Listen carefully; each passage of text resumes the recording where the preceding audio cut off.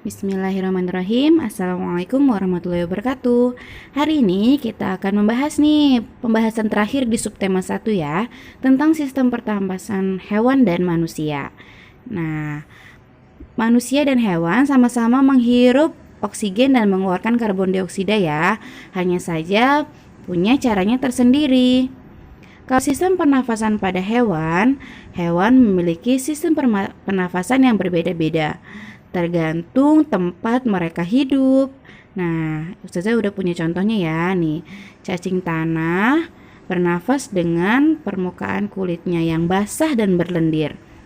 Permukaan kulitnya itu membantu pertukaran oksigen dengan karbon dioksida ya solihah. Sama-sama menghirup oksigen. Selanjutnya ada serangga.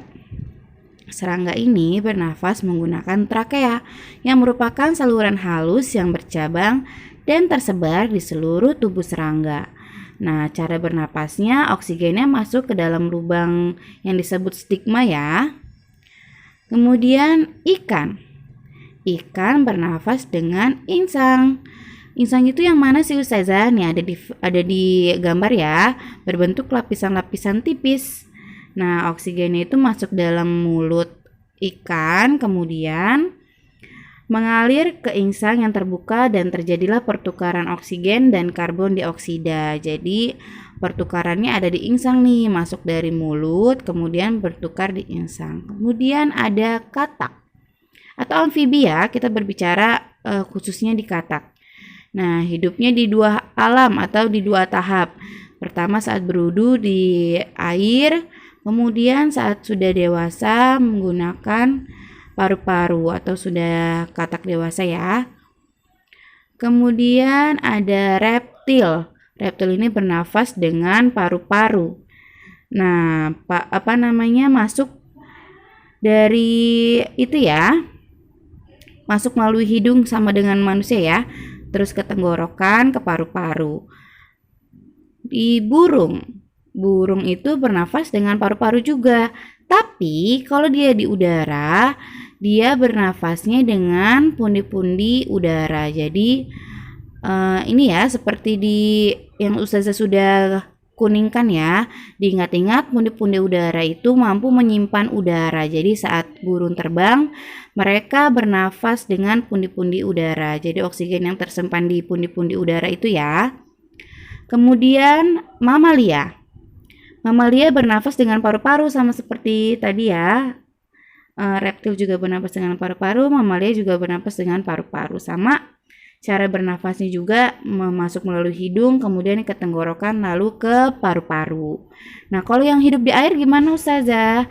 Nah, mereka itu biasanya ke permukaan air secara berkala, seperti kayak paus dan ikan hiu kan biasanya timbul ke atas air tuh. Nah, itu mereka mengambil oksigen di udara. Kemudian pernapasan pada manusia. Nah, manusia seperti kita sudah ketahui, kita bernafas dengan paru-paru. Nah, gimana cara bernafasnya? Jadi udara masuk ke tubuh, masuk ke rongga hidung, ke trakea, ke bronkus, lalu masuk ke paru-paru. Setelah masuk, dikeluarkan lagi dari paru-paru ke trakea, ke rongga hidung, kemudian keluar dari tubuh. Nah, ini ya proses pernapasannya. Kalau menghirup namanya inspirasi, kalau keluar namanya ekspirasi.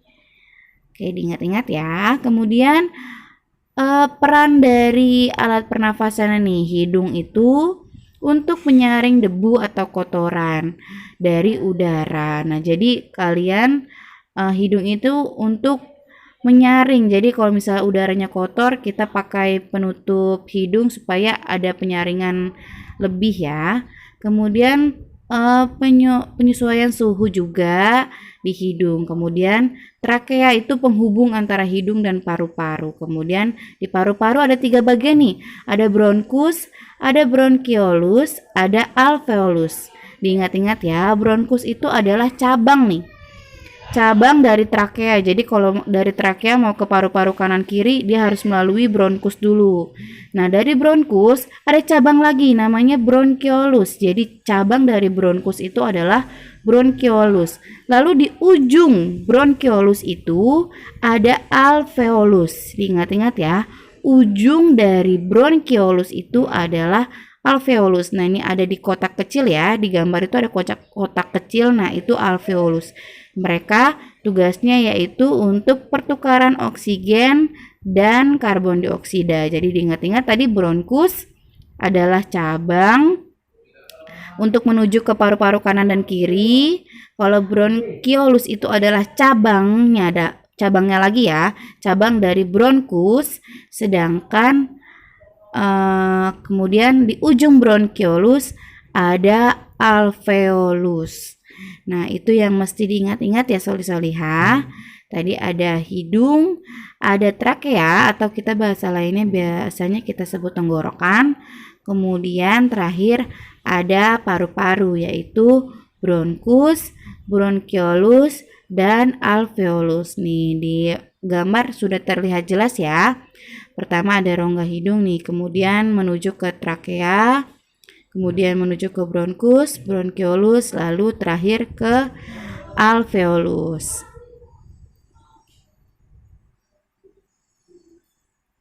Kemudian terdapat dua jenis pernapasan, ada pernapasan dada dan pernapasan perut. Apa sih bedanya Ustazah kalau misalnya pernapasan dada dan pernapasan perut? Kalau pernapasan dada, kalian menggunakan otot antar tulang rusuk. Sedangkan kalau pernapasan perut menggunakan diafragma. Nah, diingat-ingat ya perbedaan dari pernapasan dada dan pernapasan perut. Sekian dari Ustazah.